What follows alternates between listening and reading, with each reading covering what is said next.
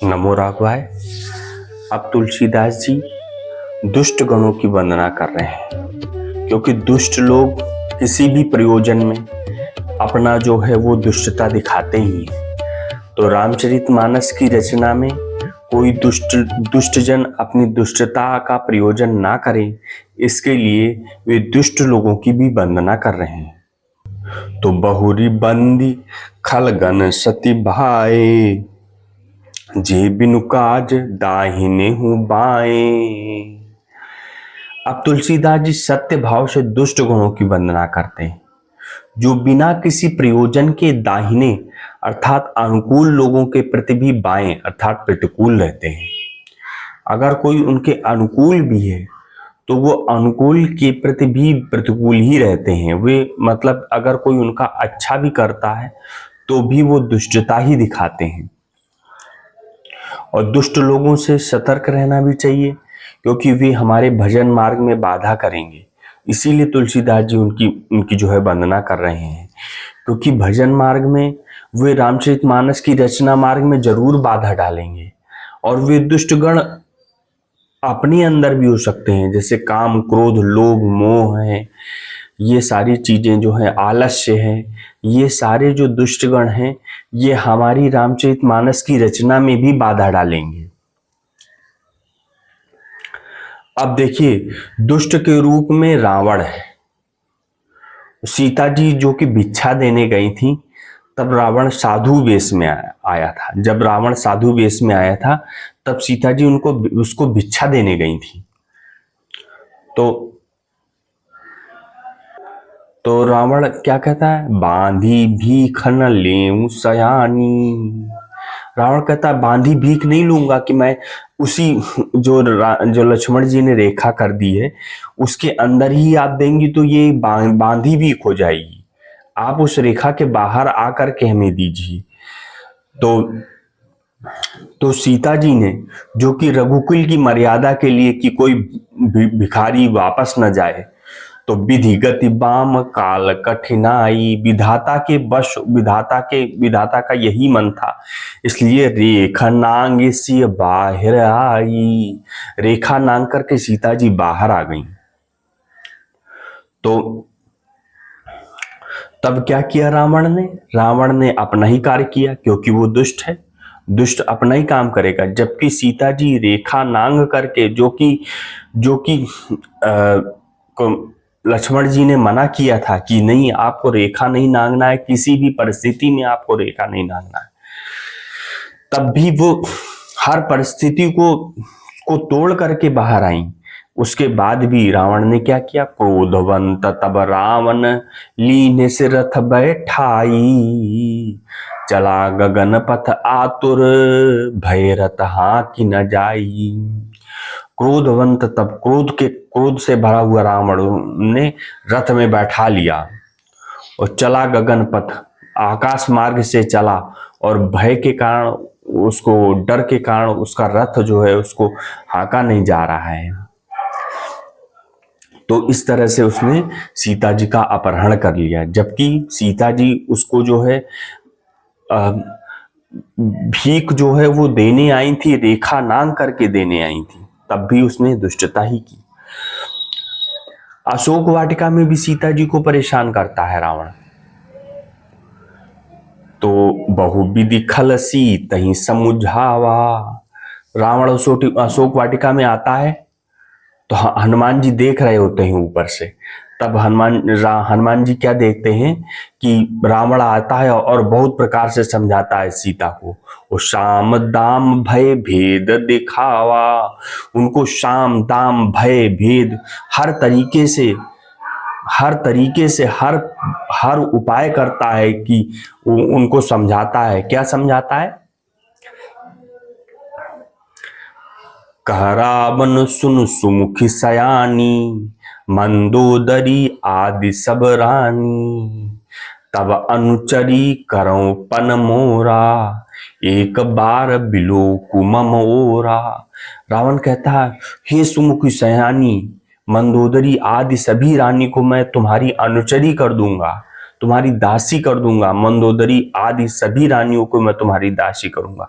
एक बार मेरी ओर देख लो, एक बार मेरी ओर देख लो, एक बार मेरी ओर मन लगाओ, एक बार मेरी ओर देख लो। तो अब सीता जी भक्त हैं, और भक्त क्या करता है, भक्त भजन में लीन होता, भगवान के भक्त, भगवान का भक्त भगवान के भजन में, भगवान के नाम सुमिरन में हमेशा मग्न रहता है। और वो रावण क्या करता है, रावण उनके भजन मार्ग में बाधा डालता है, और यही सबसे बड़ा संकट है और यही सबसे बड़ा दुख भी है। तो वो दुख दे रहा है।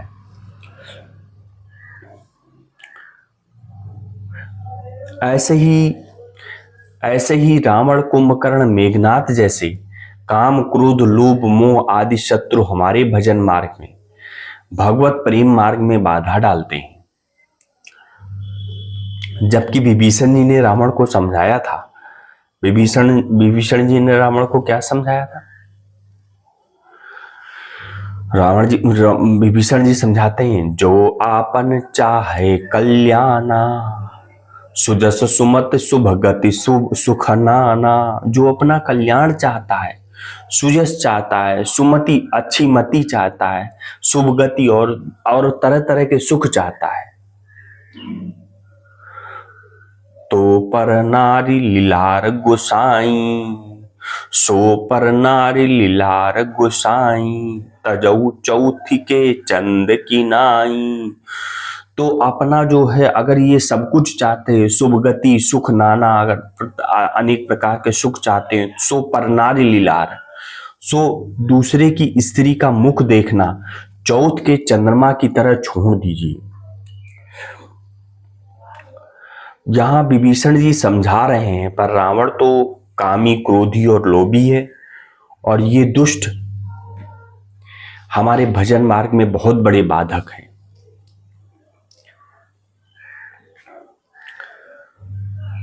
तो तुलसीदास जी लिख रहे हैं कि दुष्ट कैसे होते हैं, परहित हानि लाभ जिनके रे, उजरे हर्ष विषाद बसेरे। दूसरों के हित की हानि ही जिनके लिए लाभ है। अगर दूसरे का कुछ अच्छा होता है तो उनके लिए बहुत बड़ा ये हानि होती है उनकी, और दूसरे का अगर कुछ हानि हो जाती तो वो बहुत बड़ा लाभ है। उजरे हर्ष, कोई उजड़ जाए, किसी का घर उजड़ जाए, किसी का कुछ उजड़ जाए, या कुछ भी जो है किसी का बुरा हो जाए, तो उनके लिए बहुत बड़ा हर्ष का कारण होता है।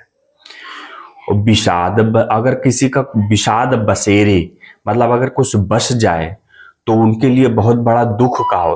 अगर उनका किसी का घर बस जाए, किसी का कुछ अच्छा हो जाए, कुछ अच्छा बस जाए, तो उनके लिए बहुत बड़ा दुख का कारण होता है।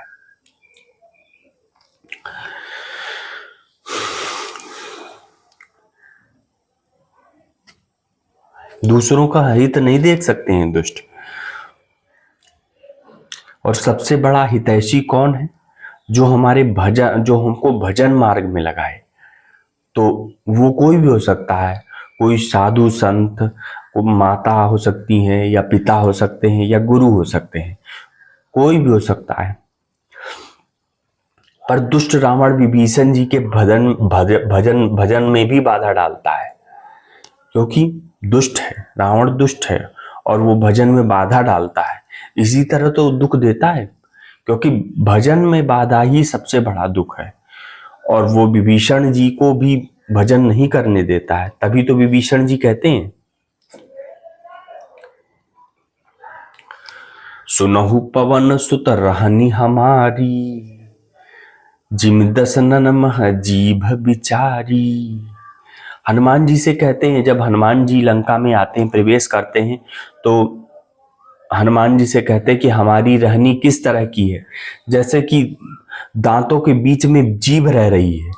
जिस तरह से दांतों के बीच में दांत कठोर होते हैं और जीभ मुलायम होती है, तो दांतों के बीच में, इस कठोरता के बीच में जैसे मुलायम जीभ रहती है, उसी प्रकार से हमारी रहनी है।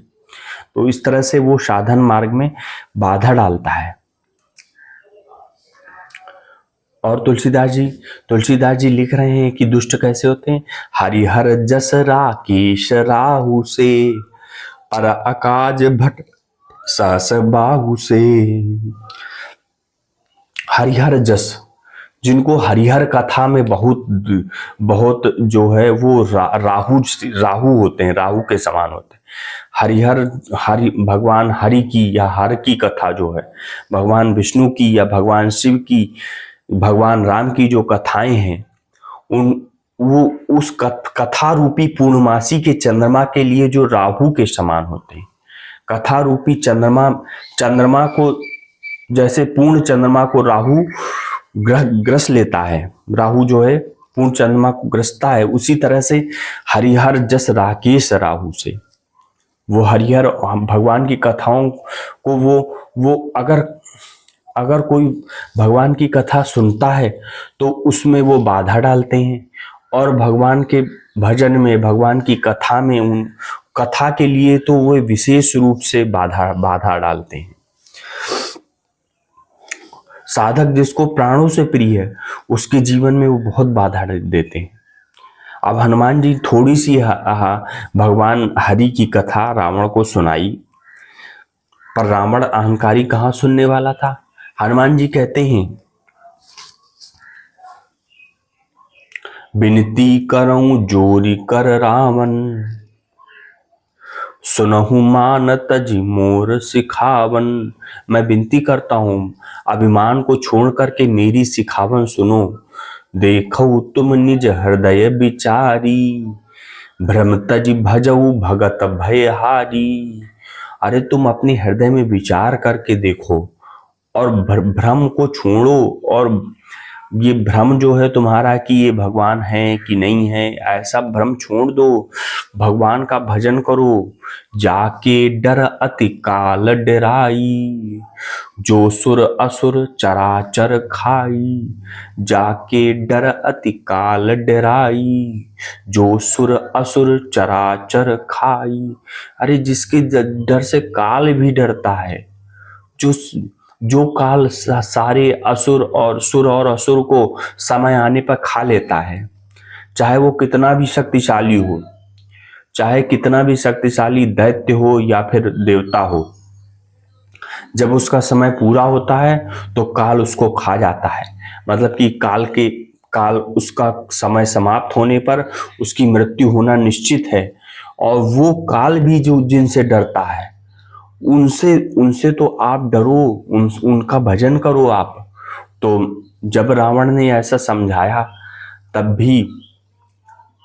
भी रावण के मन में बिल्कुल विचार नहीं उत्पन्न हुआ, और रावण उल्टा सीधा ही हनुमान जी को बोलता है। रावण जो है, ना उसमें शील है और वो दुष्ट है, और ना तो उसने विचार किया, ना उसने भगवान की कथा सुनी, और ना ही उस पर विचार किया, और उल्टा सीधा ही बोलता है कि ये कपि हमको बहुत बड़ा गुरु मिल गया है और तुम्हारी मृत्यु निकट आ गई है, हनुमान जी से कहता है। तो हनुमान जी तो समझ गए कि इसको कोई शिक्षा नहीं दे सकता है, तो अब ये विनाश के ही कगार पे जा रहा है।